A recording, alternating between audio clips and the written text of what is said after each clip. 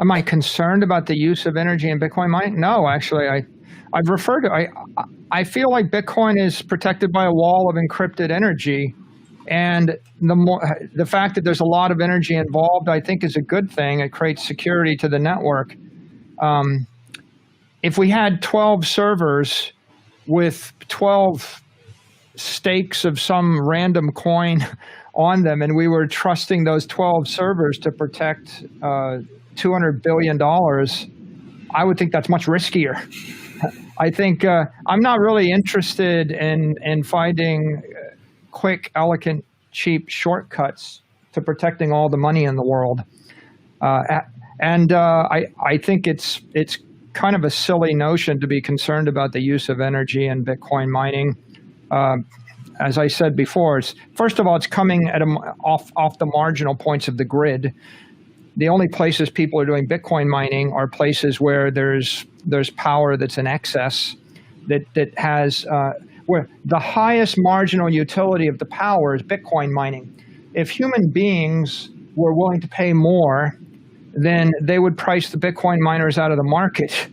And so every place where we need electricity or we need energy for either factories or human welfare, the price is high enough that Bitcoin miners are driven away from that. Bitcoin miners go to the end of the earth, to the end of the grid, and they're using energy that would have otherwise been wasted. It's either wasted hydroelectric energy or, for example, natural gas wells that are about to be closed in, and they either have to close them in or flare them, and they can set up Bitcoin mining rigs there. So I think they're recycling marginal energy in order to create a digital monetary system that's capable of holding all the money on Earth. And so what's wrong with that idea? You know, I can't figure that out. It seems totally rational to me. And compare, what's the cost of protecting all the money on the earth if we don't do it this way? You know, people say what backs the dollar, and according to Paul Krugman again in the New York Times, he says the Pentagon, or men with guns, you know, the Pentagon, I read that just to keep the Pentagon fueled with gas for their tanks, jets, et cetera, is $250 million a day is what they spend at the gas station. You know, it's like an incredible. So that's to fuel the Pentagon to defend the dollar. Because, you know, the U.S. foreign policy is we want you to start using the dollar, and if you don't, we're going to bomb and murder, you know, your people. That's our foreign policy. That's the way it's been for decades.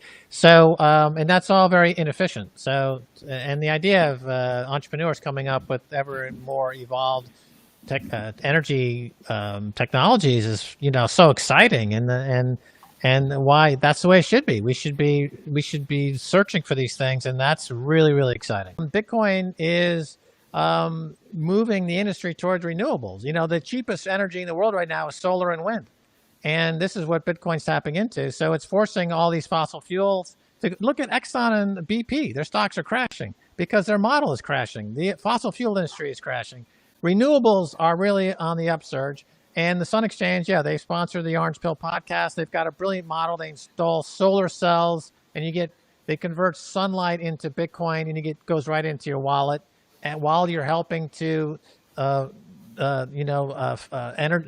supply energy to projects like schools and factories and stuff like that. It's a brilliant project, and it's a great company.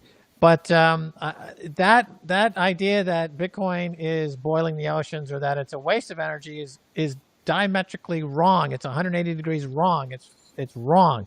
Bitcoin is actually green. It's a green energy. It's a green industry. If you understand really the dynamics of the global energy grid and how this is moving away from fossil toward renewable. Renewable is the cheapest. Something like 90% of the profitability or higher of miners comes from energy costs. So they are extremely sensitive. As Marshall Long in Texas says, he's in the energy arbitrage business.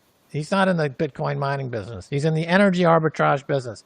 He's got to get energy under 3 cents a kilowatt, 2 cents, under a penny a kilowatt. How does he do that? By bringing efficiencies and putting out the companies that are inefficiently destroying the environment because they're fat, stupid, old, politically corrupt.